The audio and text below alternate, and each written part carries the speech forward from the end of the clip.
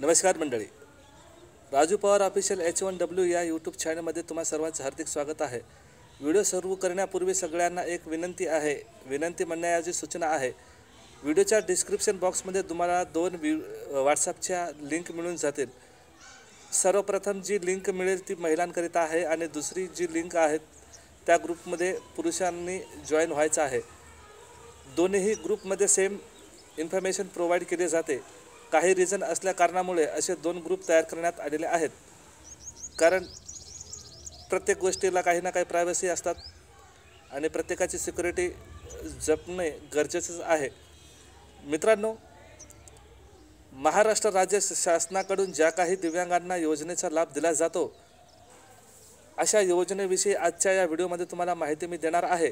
पण व्हिडिओ 2 कॅटेगरीमध्ये आहे।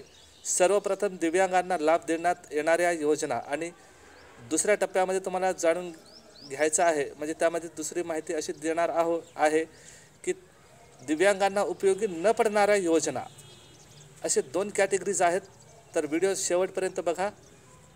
व्हिडिओ माहिती तुम्हाला जर चांगली वाटत असेल इतरांपर्यंत शेअर करा, कारण स्वार्थापुरतं राहू नका, कारण सर्वच दिव्यांग बांधवांना या योजनेविषयीची माहिती असायला हवी।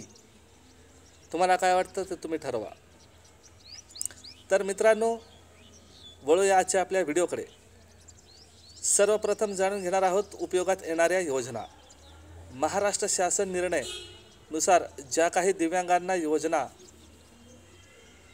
लागू आहेत त्या योजनेचा लाभ प्रत्यक्षात दिव्यांग बांधवांना मिळतो का, त्यावर काम केलं जातं का आणि त्या योजना अंमलात आणल्या जात आहेत का, आणि अंमलात न येण्यामागची काय कारणे असू शकतात, ह्या सगळ्या गोष्टी आज या व्हिडिओमधून जाणून घेणार आहोत।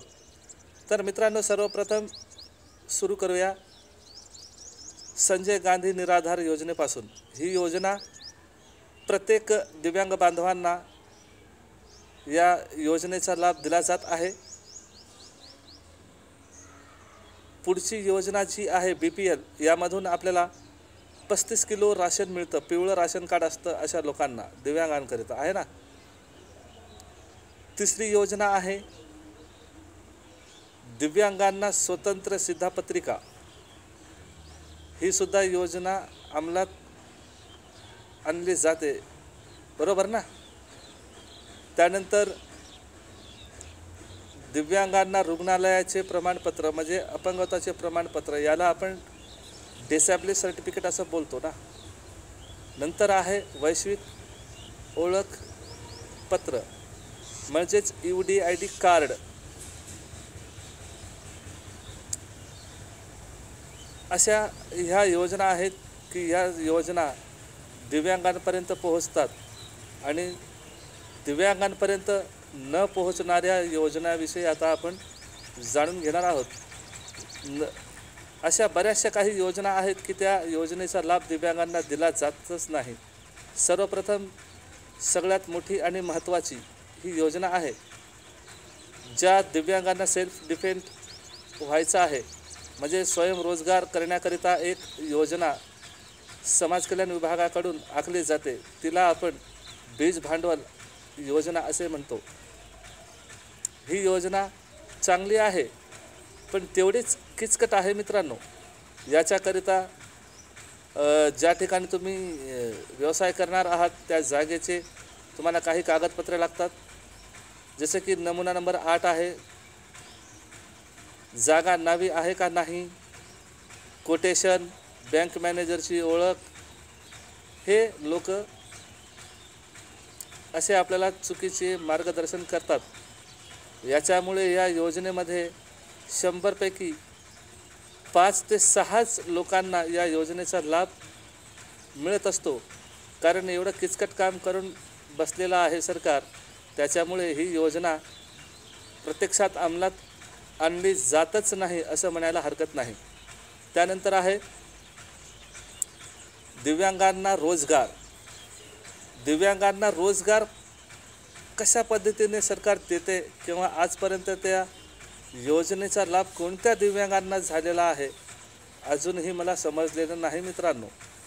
जर तुम्हाला समजलं असेल तर मला कमेंट करून सांगा, की त्या योजनेविषयी माहिती असेल तर मला तुम्ही सांगू शकता. नंतर आहे आमदारकडून मिळणारे 5% निधी. यामध्ये प्रत्येक वर्षाला आमदार 30 लाख रुपये दिव्यांगांना खर्च करायचे असतात, पण आमदार लोक खर्च करतच नाहीत. ग्रामपंचायतकडून मिळणारी 5% निधी आहे, पंचायत समितीकडून मिळणारी आहे 5% निधी, जिल्हा परिषद कडून सुद्धा निधी दिला जातो, ती पण निधी दिले जात नाही. आणि दिव्यांगांकरिता 200 स्क्वेअर फूट जागा उपलब्ध करून देणे व्यवसायाकरिता, ही पण योजना अंमलात आणली जात नाही. ग्रामपंचायत पंचायत समितीकडून दिव्यांगांकरिता गाळे उपलब्ध करून देणे, कशाकरिता? व्यवसायाकरिता, ही पण योजना दिव्यांगांकरिता काही काम करत नाही. पंडित दीनदयाळ उपाध्याय घरकुल योजना, ही पण योजना काही कामाचीच नाही. बरोबर ना? त्यानंतर आहे विना अटी घरकुल योजना. एका घरामध्ये 4-4, 5-5, 2-2, 3-3 दिव्यांग बांधव असतात, पण योजना कोणती आहे? घरपट्टी 50% सूट, नळपट्टीसुद्धा 50% सूट. मग एका घरामध्ये 2-3 लोक असल्यानंतर या योजनेचा लाभ कुठल्या दिव्यांगांना दिला जातो हेही मला समजत नाही. सांगायला गेलो तर अशा बऱ्याचशा योजना आहेत मित्रांनो, की त्या काहीही कामाच्या नाहीत. आणि हो, लेटेस्ट एक योजना आलेली होती दिव्यांगांकरिता, त्याविषयीचा एक GR सुद्धा आलेला आहे. 5 सप्टेंबर 2024 या दिवशी ही योजना लागू करण्यात आली. ती योजना म्हणजे बसमधून प्रवास करताना दिव्यांगांना सीट आरक्षण देण्याबाबत. ऐकलाच असाल, बऱ्याचशा दिव्यांगांना बसमधून प्रवास करत असताना त्रास झालेला आहे. सरकार अशा योजना आणते तरी कशासाठी आणि का? जर या योजना प्रत्यक्षात ग्राउंड लेवलवर येऊन काहीही काम होतच नाही, मग या योजनेचा लाभ कुणाला देत आहे सरकार हेच कळेनासं झालेलं आहे मित्रांनो. वरच्या स्तरावर फक्त कागदोपत्री योजना आल्या याचा अर्थ या योजनेचा लाभ सर्वच दिव्यांग बांधवांपर्यंत पोहोचला असा होतो का? ग्राउंड रियालिटी फार वेगळी आहे मित्रांनो. चित्रसुद्धा आपल्याला उलट बघायला मिळतात. यापैकी तुम्हाला कोणत्या योजनेचा लाभ आजपर्यंत मिळालेला आहे आणि कोणत्या योजनेचा लाभ तुम्हाला मिळालेला नाही, त्याविषयी खाली कमेंट बॉक्समध्ये कमेंट करा. आणि काही प्रश्न विचारायचे असतील, कुठल्या GR विषयी तुम्हाला माहिती हवी असेल तर ग्रुप जॉईन करा, तिथे तुम्हाला GR उपलब्ध करून दिला जाईल. तुम्ही जर व्हिडिओमध्ये कमेंट केलात तरच त्या GR विषयी तुम्हाला माहिती दिली जाईल आणि तो GR तुम्हाला त्या ग्रुपमध्ये उपलब्ध करून दिला जाईल. तर मित्रांनो, हा होता आपला छोटासा व्हिडिओ. अपेक्षा करतो की माहिती आवडली असेल तर मला द्या रजा. जय हिंद, वंदे मातरम.